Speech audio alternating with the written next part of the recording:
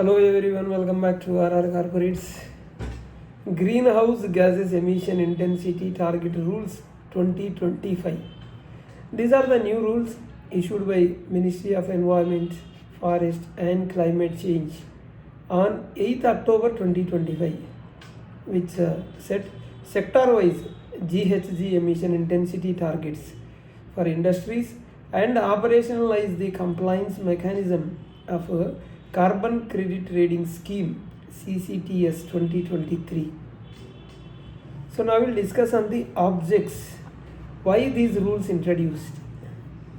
To implement India's Indian Carbon Market ICM and reduce emission intensity across key sectors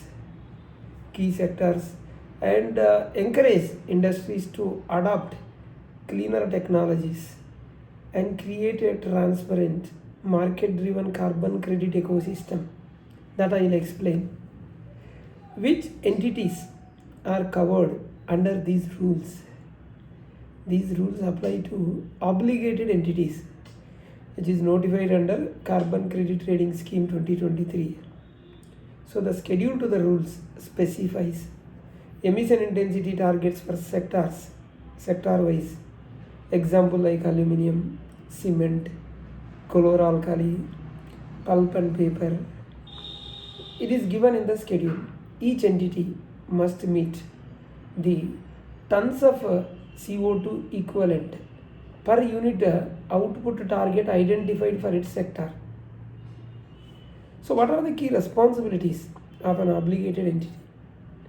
Every obligated entity must meet the annual emission intensity target as per the sector-wise benchmarks notified in the schedule.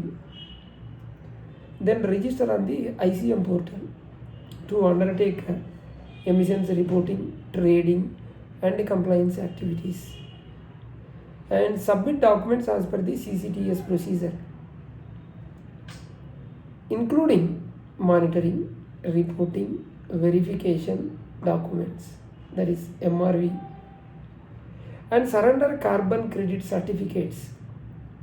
If it fails to meet the target, it must purchase or use banked certificates to cover the shortfall.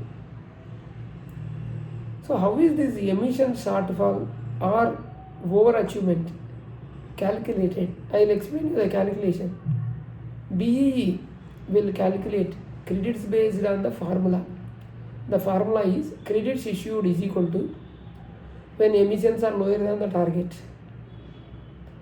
BEE credits issued, how they calculate is targeted GHG intensity minus achieved GHG intensity into total output.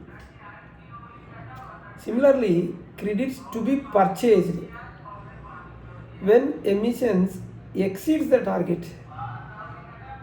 Credits to be purchased is calculated like achieved GHG intensity minus target GHG intensity into total output. Can carbon credits be carried forward? The answer is yes. Issued or purchased certificates can be banked and used in future compliance years. This gives flexibility to industries in planning emission reduction strategies. Then what happens if entity fails to submit required documents?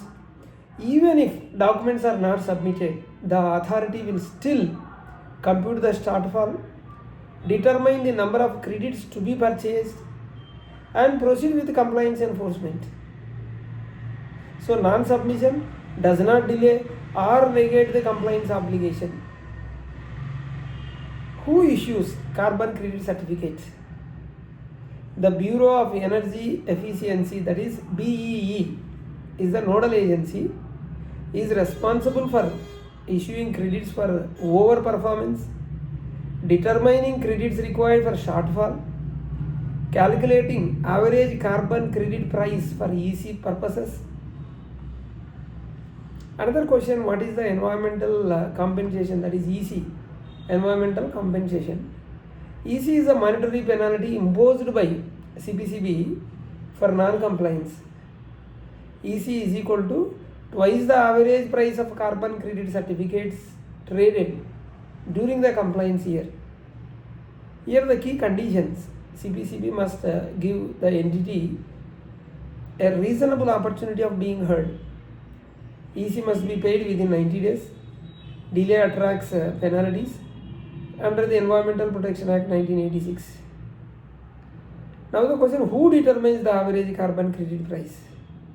Bureau of Energy Efficiency (BEE) will compute the annual average price of carbon credit certificates traded in the Indian carbon market (ICM). This price is the basis for calculating environmental compensation. Another question: what happens if EC is not paid within 90 days? Non-payment triggers penalties under the Environmental Protection Act 1986, including additional fees, prosecution, and possible directions for closure or restrictions. So how does these rules impact the Indian industries? So these rules definitely push industries towards low carbon technologies, increase monitoring and reporting requirements, bring financial incentives for efficiency improvement, make carbon trading a significant cost management tool. Are these rules linked to Indian climate commitments? Answer is yes. This supports nationally determined contributions (NDCs) under the Paris Agreement, particularly the target of reducing emission intensity of GDP. Can entities trade their excess carbon credits? Yes. Entities that perform better than the prescribed target receive carbon credit certificates, which can be sold to other obligated entities banked for future compliances. When do these rules come into effect? Yes, the rules are already effective from 8th October 2025. All companies or obligations begin from 25-26 compliance cycle unless modified by subsequent notifications. Hope you are clear. We have two channels, RR Corporates and RR Legal Talks. Please do subscribe and hit the bell icon so that you will not miss our latest updates. Bye.